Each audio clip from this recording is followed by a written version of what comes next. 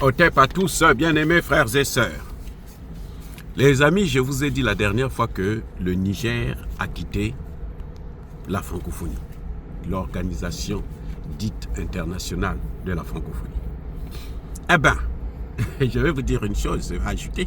En fait, ce n'est pas seulement le Niger. C'est les 3 pays officiellement ils ont quitté. Le Mali, le Burkina et le Niger ont définitivement quitté la francophonie. Vous vous rendez compte? C'est incroyable. Parmi ces 3 pays-là, vous savez quels sont les créateurs? En fait, la francophonie n'a pas été créée par la France. Ce n'est pas la France qui a créé la francophonie, les amis. Ce sont les Africains et le Cambodge. 4 pays. 3 pays africains plus le Cambodge. 4 pays qui ont créé la francophonie. Que Emmanuel Macron et tous les Français font croire que c'est pour eux, ça leur appartient, alors que ce n'est pas eux qui ont créé ça. Il y avait le président du Sénégal, Léopold Sédar Senghor. Il y avait le président de la Tunisie, Habib Bourguiba.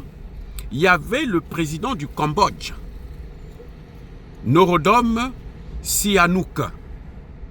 Et il y avait le Nigérien, Amani Diori.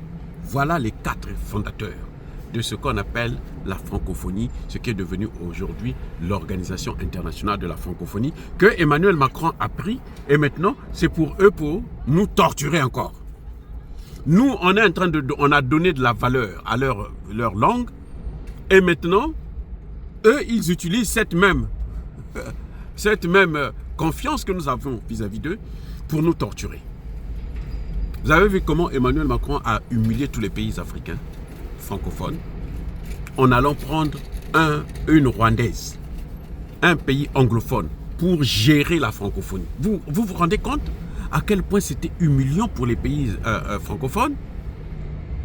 Le prochain sommet là, de la francophonie, apparemment, ça va avoir lieu, je pense, au Kenya.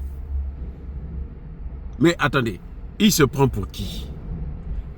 C'est pour ça qu'on voit des choses comme ça. Les 3 pays ont dit non, nous, ça suffit maintenant. On n'a plus confiance en eux. Voilà, on n'a plus confiance en eux.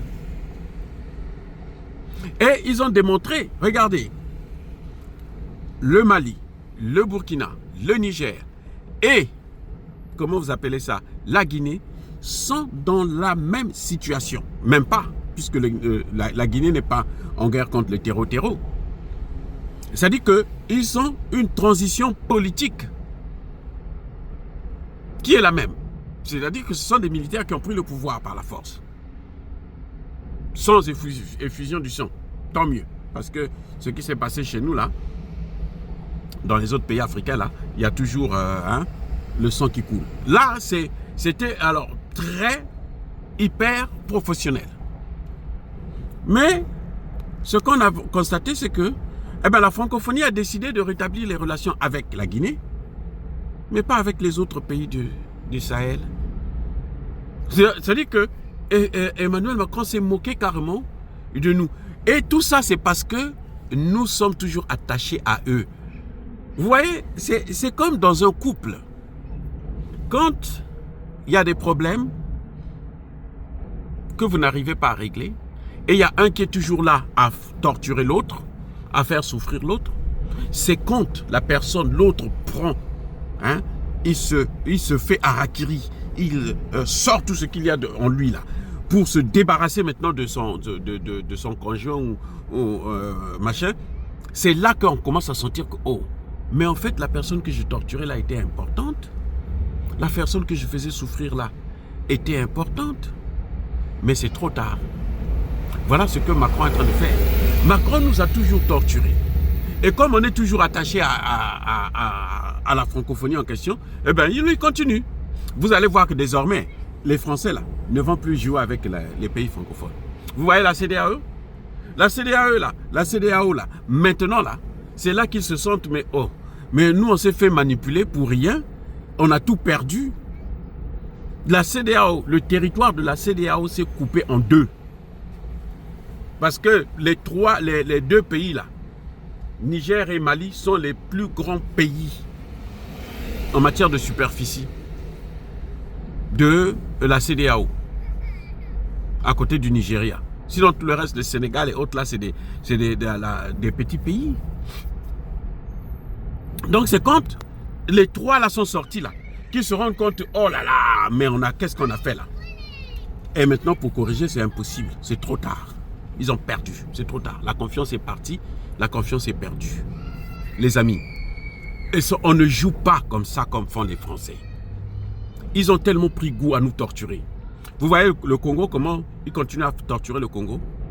Parce que le Congo est resté dans la francophonie. Si le Congo était sorti, vous imaginez que le Congo sort de la francophonie, là. C'est le plus grand pays francophone au monde. Avec une population de plus de 120, presque 150. Ben encore là, ce sont des estimations comme ça qu'on donne à la sauvette. Mais en réalité, le Congo peut compter plus de 200 millions de personnes. Donc la France, Canada, réunis avec d'autres pays africains.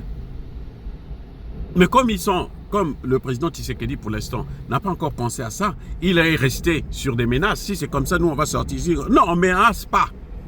Quand c'est comme ça là, tu te lèves, tu sors, bon, c'est fini avec vous. Tu te lèves et puis tu t'en vas. Voilà ce qu'il faut faire.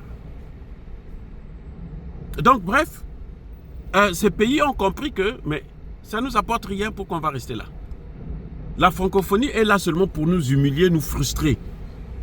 Tout ce qui ne vous arrange pas, qui vous dérange, qu'il dégage. Oui, si tu ne m'arranges pas, dégage, va te faire voir. C'est comme ça qu'il faut, c'est un principe simple. Même avec les amis, quand vous avez un ami qui ne vous arrange pas, il fait que vous créez des problèmes, vous amenez des problèmes. Vous le laissez, vous partez ailleurs et tout. Voilà, c'est dans un couple, c'est pareil. Ton conjoint, ton partenaire passe son temps à te torturer, à te ridiculiser, à te réduire à néant. Vaut mieux te séparer et puis tu es tranquille. Lui, il n'a qu'à se débrouiller. Le fait, quand il va perdre maintenant la personne qu'il était en train de torturer, il n'y a plus quelqu'un pour torturer, c'est ça qui va lui faire mal. Mais tant que tu vas accepter, c'est comme si on l'encourage à faire. Donc, ces trois pays ont eu raison. Et là, je pense que Macron va maintenant bien réfléchir avant de faire quoi que ce soit au nom de la francophonie ou dans le cadre de la francophonie. Même si le français c'est leur langue, mais ce n'est plus leur langue, c'est notre langue à nous tous. Parce qu'aujourd'hui, nous avons beaucoup contribué dans l'évolution de cette langue. Beaucoup. D'ailleurs, Macron lui-même, il préfère parler anglais que parler français. Oui. Donc, c'est pour dire que c'est nous qui tenons encore la francophonie. Si les pays africains sortent de la francophonie, là, personne ne va parler encore le français.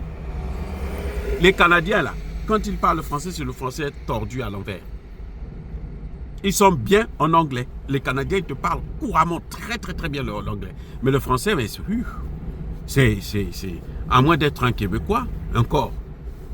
Vous avez même l'accent, c'est un accent tordu, anglophone. Bref, en tout cas, ces trois pays ont réfléchi, se sont dit, mais si la francophonie ne nous apporte pas quelque chose, une plus-value, elle est là seulement à nous emmerder, à des menaces, des sanctions, des ceci, des cela, un stress inutile, ben on se débarrasse de la francophonie et puis ils l'ont fait.